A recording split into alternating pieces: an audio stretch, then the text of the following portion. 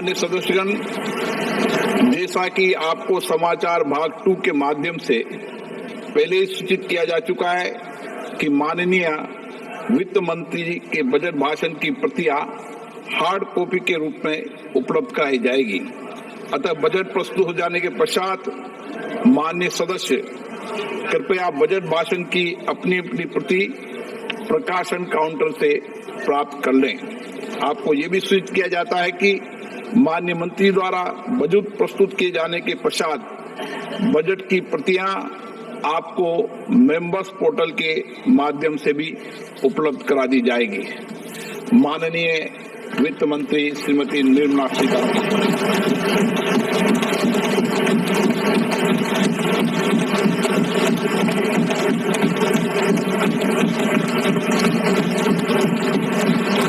जरा 1 मिनट रुकिए। सबसे पहले आप सभी सेविकाओं सहायिकाओं से ये रिक्वेस्ट है कि जितना हो सके इस वीडियो को लाइक जरूर कीजिएगा।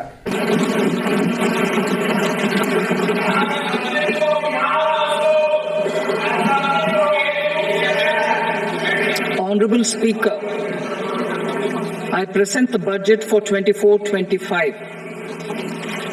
Introduction. The people of India have reposed their faith in the government led by Honorable Prime Minister Shri Narendra Modi and re-elected it for a historic third term under his leadership.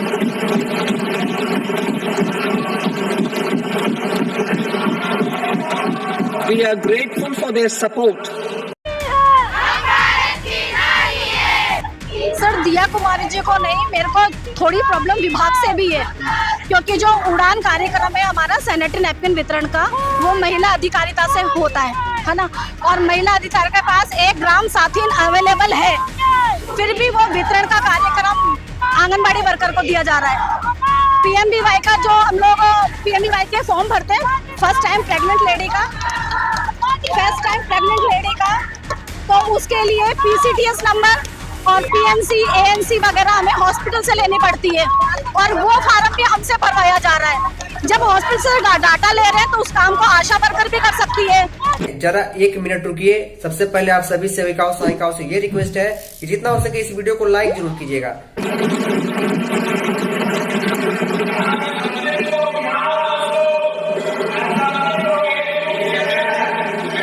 Honorable Speaker, I present the budget for 24-25.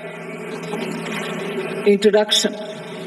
The people of India have reposed their faith in the government led by Honorable Prime Minister Shri Narendra Modi and re-elected it for a historic third term under his leadership.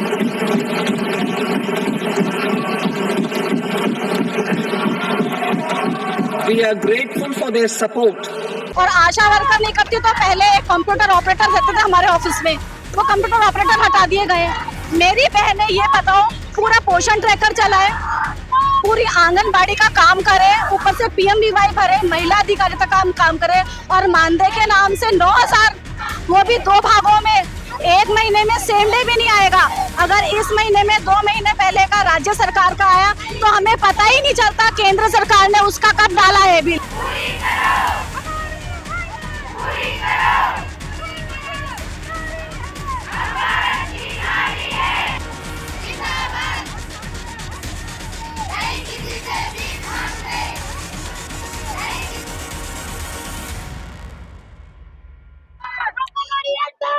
Jaipur में आंगनवाड़ी कार्यकर्ताओं ने हल्ला बोल किया है। आप देख सकते हैं ये तस्वीरें, बड़ी संख्या में राजस्थान से अलग अलग जिलों से आई आंगनवाड़ी महिला कार्मिक यहाँ पर सरकार के खिलाफ आवाज बुलंद की है। लगातार जब पिछली कांग्रेस सरकार में भी इनका इन्हीं मांगों को लेकर प्रदर्शन जारी था, लेकिन अब राजस्थान में नई बदनलाल सरकार बनी है तो फिर भी अभी तक इनकी मांगे नहीं मानी गई है। ऐसे में एक बार फिर इन्होंने जयपुर कूच किया है। क्या कहेंगे, क्या मुख्य रूप से मांगे हैं जिसको लेकर आप लगातार संघर्ष कर रहे हो? कांग्रेस सरकार में भी किया था और भाजपा सरकार में भी जारी है। हमारी कांग्रेस सरकार से पहले भाजपा सरकार में भी चला था, हम लोग यहीं पड़े रहते रात और दिन। हमारी मेन मुख्य मांग है कि हमें नियमित किया जाए, और जब तक हमें नियमित नहीं करती सरकार तो हमें एक सम्मानजनक मानदेय दिया जाए। दूसरा ये है कि जो पिछली सरकार ने बजट 2023-24 में एक घोषणा की थी कि जो भी मानदेय कर्मी है उनको सेवानिवृत्ति पे 2 से 3 लाख रुपए दिए जाएंगे, वो भी हमारी वर्करों को उस कैटेगरी में भी नहीं लिया गया। दूसरा ये है कि वो PMY के फार्म है, RJY के फार्म है, वो सारे जो काम कार्यकर्ता से करवाती है। हम ये चाहते हैं कि वो कार्यकर्ताओं के लिए काम के लिए एक कंप्यूटर ऑपरेटर रखा जाए। अभी एक कोर्स चला है ECCE करके, उसमें वो अदर से ले रहे हैं 12वीं पास, जबकि हमारे पास ऑलरेडी महिलाएं MA BA BEd MAd है, तो सरकार क्यों ना उनको उसमें लगा ली जाए ताकि हमारी महिलाओं को एक नियमित पद मिले और उनका जो है जीवन अच्छा से व्यापन हो सके।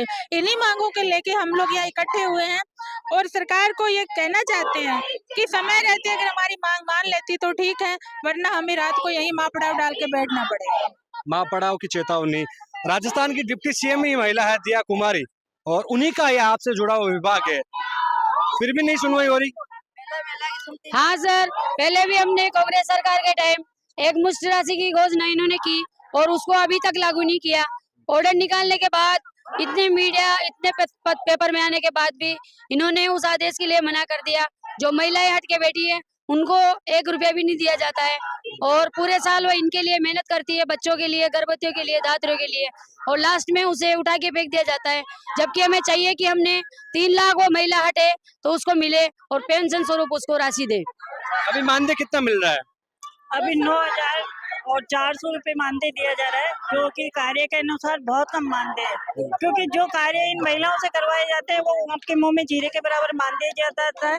वो भी मानदेय समय पर नहीं मिलता और 2 जगह दिया जाता है, 2 टुकड़ों में होता है। तो हम ये चाहते हैं कि वो एक ही जगह दिया जाए, और हम डिप्टी CM से ये निवेदन करना चाहते हैं कि वो एक महिला होकर महिलाओं की पीड़ा को समझे, और जो ये गरीब महिला है, महिला सशक्तिकरण की बात तो सारी देश दुनिया की करती है सारी सरकारें, लेकिन ये भी महिलाएं हैं। खुलेआम इन महिलाओं का इतना शोषण हो रहा है कि हर जगह इनका शोषण है। ना समय पे मानदेय दिया जाता है, वो जो राशि दी जाती है वो एक मुश्त दी जाए और इनके मानदेय में बढ़ोतरी की जाए, क्योंकि पूर्व में जो सरकार ने गहलोत सरकार ने घोषणाएं की थी कि 15% प्रति वर्ष इंक्रीमेंट दिया जाएगा मानदेय में, वो भी इन्होंने लागू नहीं किया। उसको अभी इस नए बजट में केवल 10% बढ़ाया, जो कि बहुत कम है। हम ये चाहते हैं कि जैसे सुप्रीम कोर्ट ने जो आदेश दिए थे कि 18,000 कम से कम मानदेय दिया जाएगा, तो वो हमें एक सम्मानित मानदेय दिया जाए। और परमानेंट नियमितकरण की मांग है, लेकिन जब तक नियमित नहीं किया जाता है तो कम से कम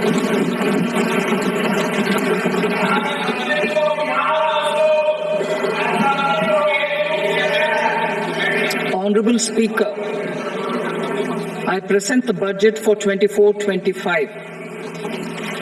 Introduction. The people of India have reposed their faith in the government led by Honorable Prime Minister Shri Narendra Modi and re-elected it for a historic 3rd term under his leadership.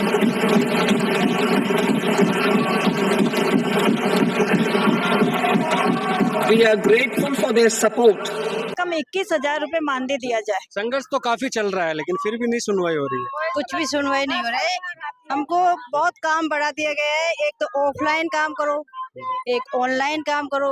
हमारी ये मांग है या तो offline ही करा लो या फिर online ही करा लो।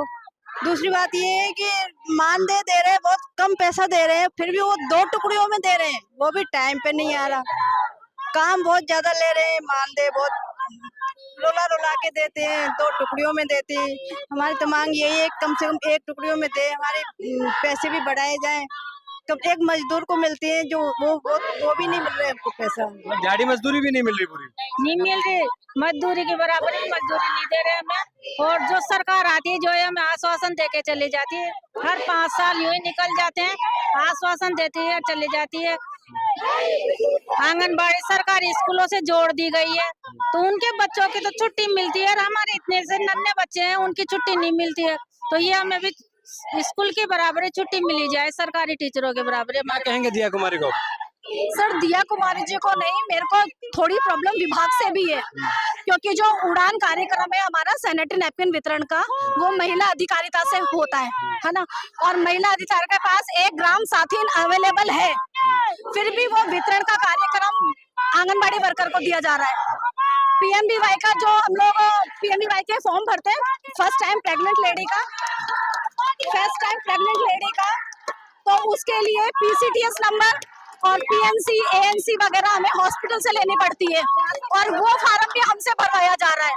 जब हॉस्पिटल से डाटा ले रहे हैं तो उस काम को आशा वर्कर भी कर सकती है, और आशा वर्कर नहीं करती तो पहले एक कंप्यूटर ऑपरेटर रहते थे हमारे ऑफिस में, वो कंप्यूटर ऑपरेटर हटा दिए गए। मेरी बहनें ये बताओ, पूरा पोषण ट्रैकर चलाए, पूरी आंगनबाड़ी का काम करे, ऊपर से पीएमवीवाई भरे, महिला अधिकारिता का काम करे, और मानदेय के नाम से 9,000, वो भी 2 भागों में। 1 महीने में सेम डे भी नहीं आएगा। अगर इस महीने में 2 महीने पहले का राज्य सरकार का आया तो हमें पता ही नहीं चलता केंद्र सरकार ने उसका कब डाला है बिल। तब जो मेन हमारे विभाग का जो काम है, एक तो शाला पूर्व शिक्षा, पूरक पोषण है ना, ये वाला काम से तो महिलाएं दूर होती जा रही है। मैं चाहती हूँ हमें हमारे विभाग तक ही सीमित रखा जाए और हमारे ही विभाग का काम दिया जाए, तो बेटर कर सकती है महिलाएं। देखिए, काम का बोझ बहुत ज्यादा है, लेकिन मानदेय के नाम पर मात्र 9,000 रुपए। ग्रामीण अंचल में दूर तबके तक कहीं ना कहीं ये सरकार की योजनाओं को महिलाओं तक पहुंचाने का, बच्चों तक पहुंचाने का काम करते हैं, उन तक कहीं ना कहीं उसका लाभ पहुंचाने का काम करता है। लेकिन आज ये हल्ला बोल कहीं ना कहीं सरकार के लिए बड़ी चुनौती बन गया, क्योंकि महिला आंगनबाड़ी कार्यकर्ताओं ने आह्वान कर दिया कि सरकार यदि उनकी नहीं मांगे तो ये डेरा यहीं डाले रहेंगे। अभी ये तस्वीरें गांधीनगर महिला बाल विकास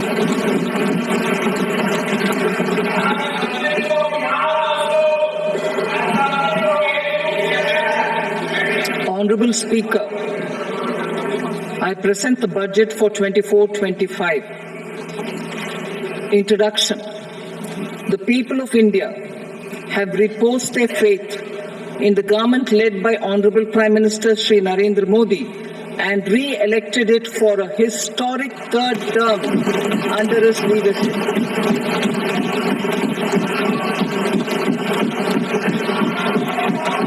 We are grateful for their support